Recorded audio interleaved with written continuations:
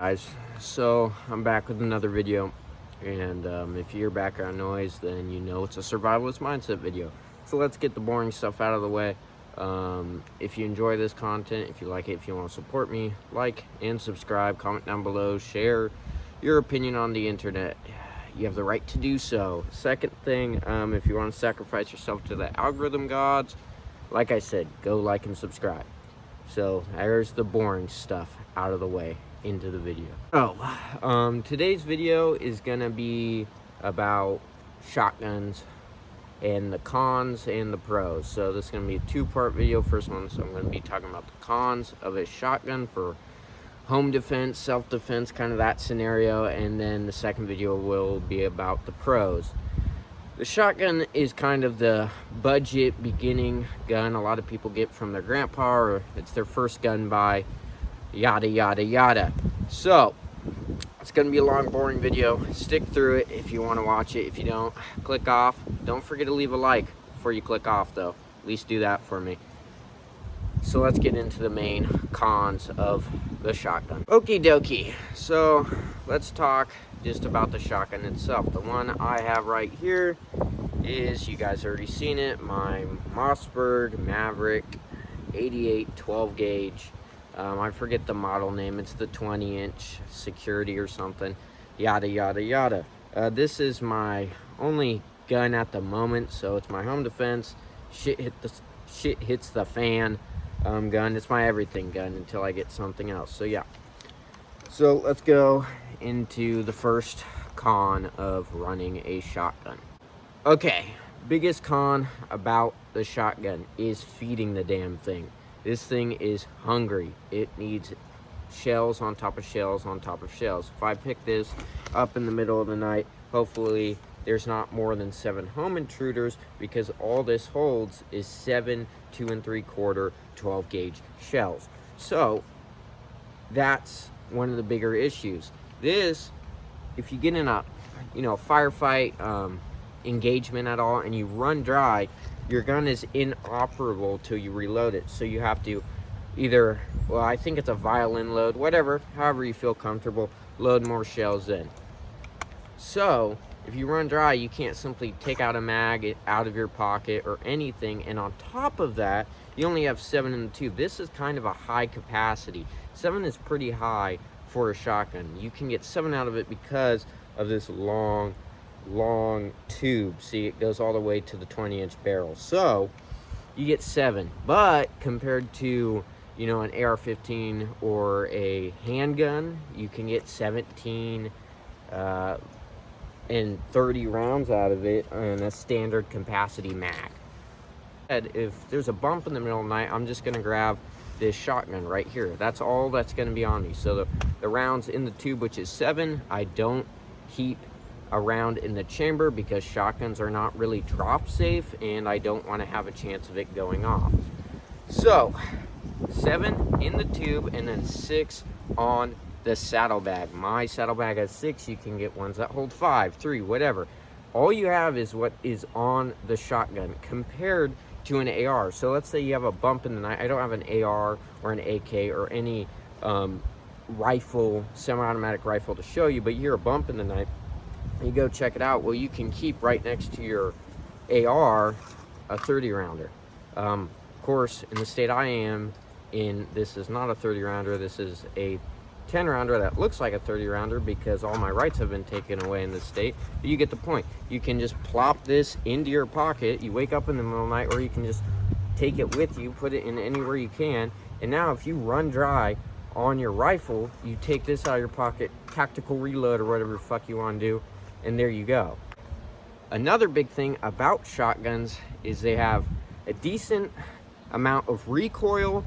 On mine, it's pump. So I'm actuating the action.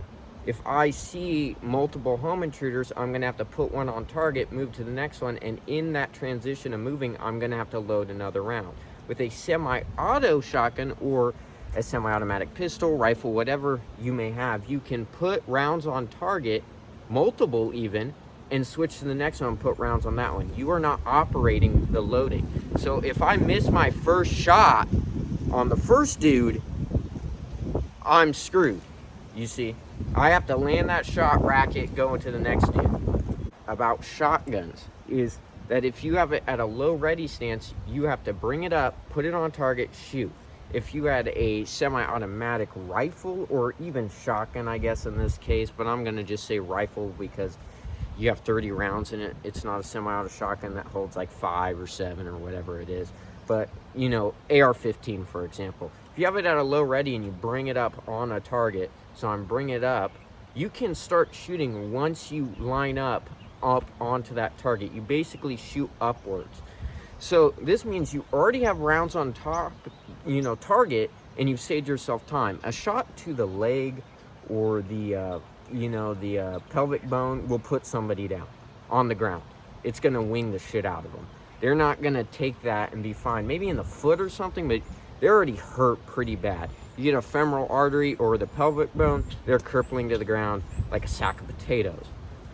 And with modern ARs, you can go get a tax stamp, put a suppressor on that bad boy, and now you have a quieter home defense round. You shoot this in your house, you're not gonna be able to hear. I have Ear Pro on standby, and this Ear Pro is the Walker, Razors, whatever, with a WGW battery holder. Go check them out. WGW, weapon grade waifus, make some badass shit. I got a patch right here. The stickers on my shotgun is from them. Check them out. Not sponsored, just love their shit. So, you shoot that in the house, you're not gonna be able to hear for a while. It's already like that. You're not gonna be able to hear shit.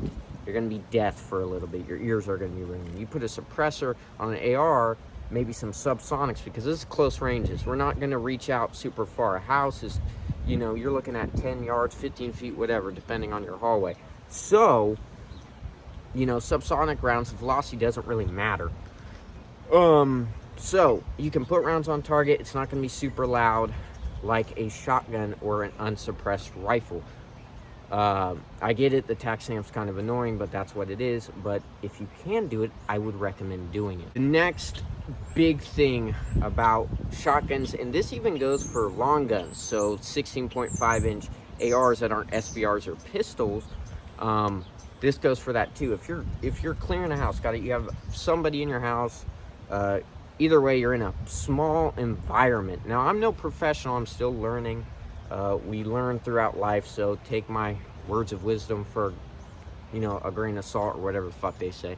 But if you're clearing a house, you have this long gun and you're clearing, got it? So if somebody's behind the corner, you get in a scuffle, they can grab that barrel and redirect it, or rip the gun out of your hands if you don't have it sling.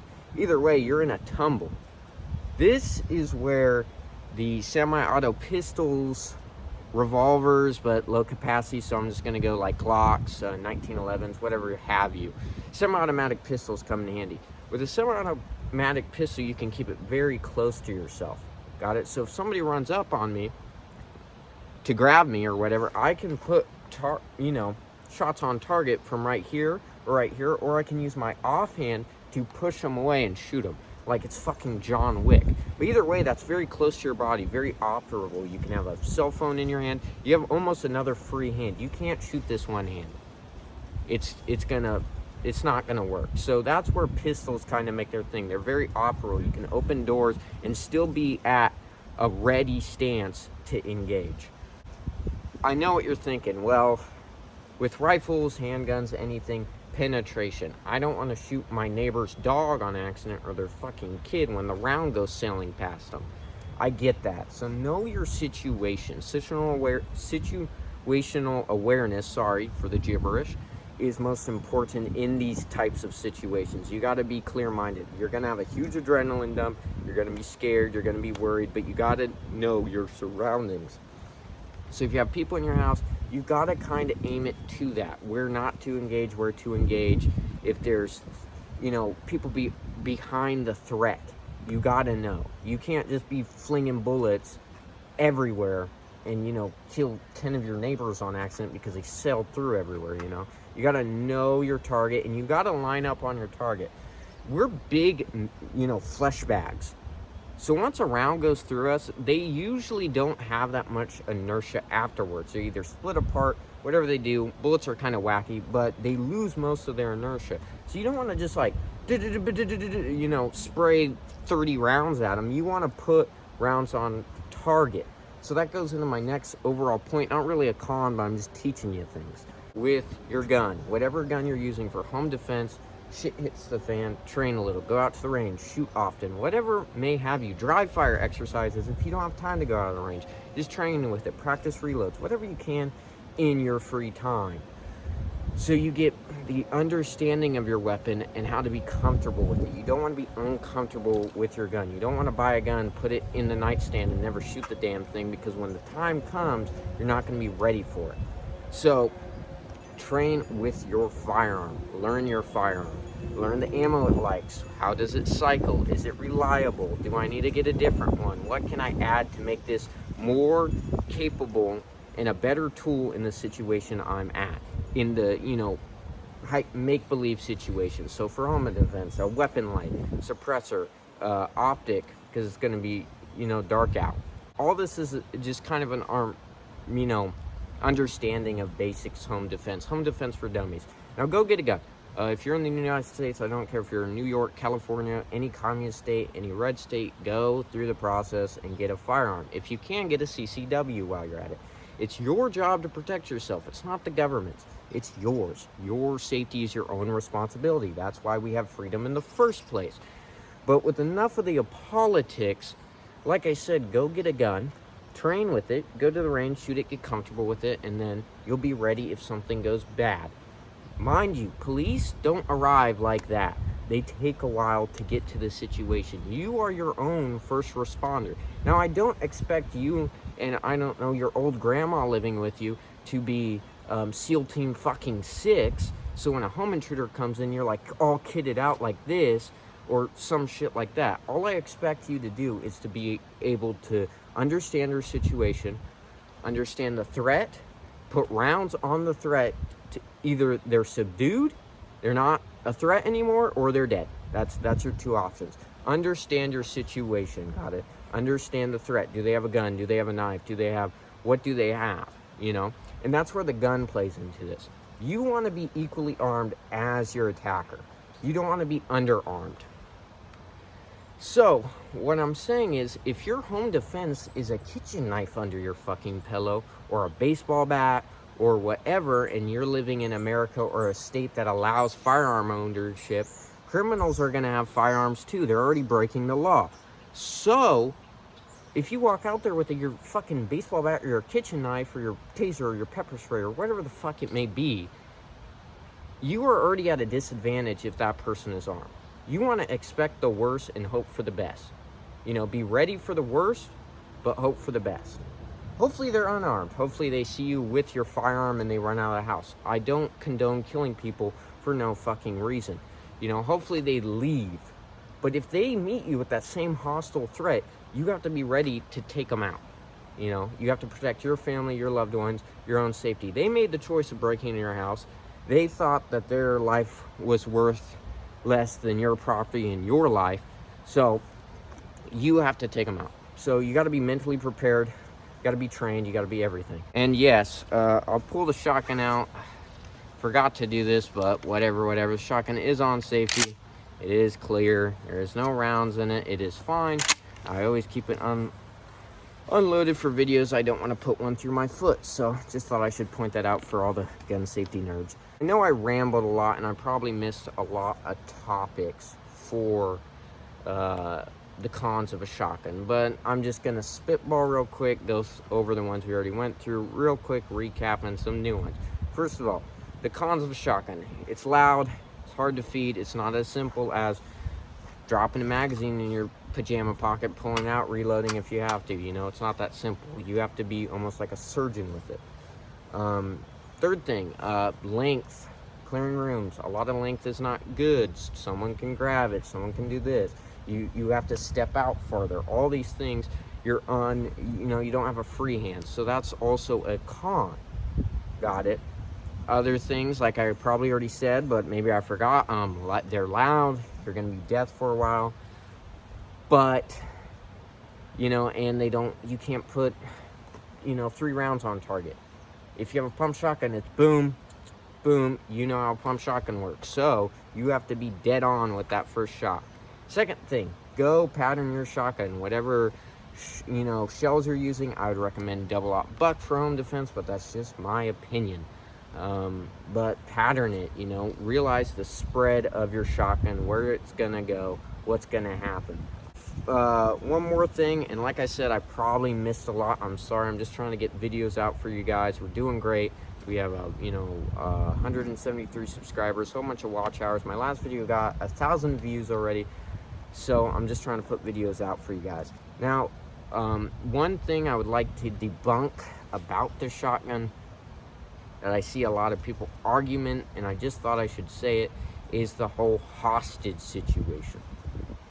I don't know how often it happens, but teach your family, teach your girlfriend, your wife, your kids, whatever you need to do, not only how to operate your firearms in this worst case scenario, but also how to understand a threat. The whole reason a lot of people don't actually recommend shotguns, it's some wacky ass reason I see online, is, oh, they might take a hostage and hide behind the hostage, and then you're shooting this pattern, and you might, kill your loved one.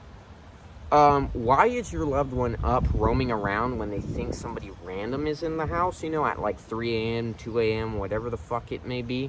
Why are they meeting that threat with no force?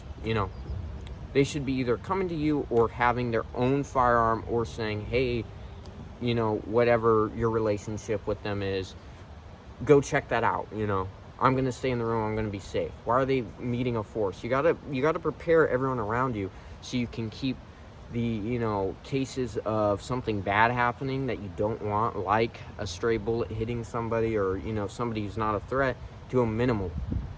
So just get in that. Teach your family what to do in this scenario. Precautions, keep your doors locked, home security, all this is great. There's so many precautions you can take, but the main precaution you can take is buying a firearm. This is your last line of defense. It's your best line of defense. It is your stand your ground defense. And if you don't have this, you don't have a shotgun, let's say you're on a budget, go buy a $250, this is $240. Buy some rounds, go shooting. Overall, you spent $300, and you have a weapon that you know how to use, whatever. Duct tape a fucking flashlight to it, I don't care. Go get a gun. If you have a big budget, go buy an AR, go buy this, go buy that. Get to your understanding and prepare yourself for the worst to come. Missed a lot. This video is already way too long as it is. It's gonna take a fuckload of time to upload, and I'll probably get some arguments why, I don't know, my bolt action is great for home defense, or shotguns are great. I'm not saying shotguns aren't great. Hopefully you watch to the end of the video. They are great. I love my shotgun. I love running shotguns. I think they're super cool. I think if you shoot them a lot, you can mitigate the recoil and understand it. Look at me. I'm skinny. These gusts of wind could blow my ass away to fucking Texas from where I am. But even I can hold a shotgun, shoot it, rack it, shoot it, rack it, shoot it. My skinny ass. So you can do it too. It's not hard. Just shoot your gun. Learn it, like I've been saying this entire video. Get comfortable with it. You gotta get comfortable with it. Either way, so those are some cons. Home defense. I'll probably just call this home defense for dummies and whatever. Some of my rambling. Hope you guys enjoyed. Like I said, WGW, not sponsored by them, just love their shit. Shotgun is a Maverick, chest rig, $60. Shells are Estate 9 pellet 2 3/4, double-aught buck. Also, I run. These are, I forget, Federal 12 pellet. I just run them because if I'm reloading, I want as much heat on the end of that barrel, and 2 1-ounce slugs. So, yep, if you liked the video, like and subscribe, comment down below. Tell me what you want to see next, and I'll see you guys in the next video. Much love, guys. Thank you all for the support. Bye.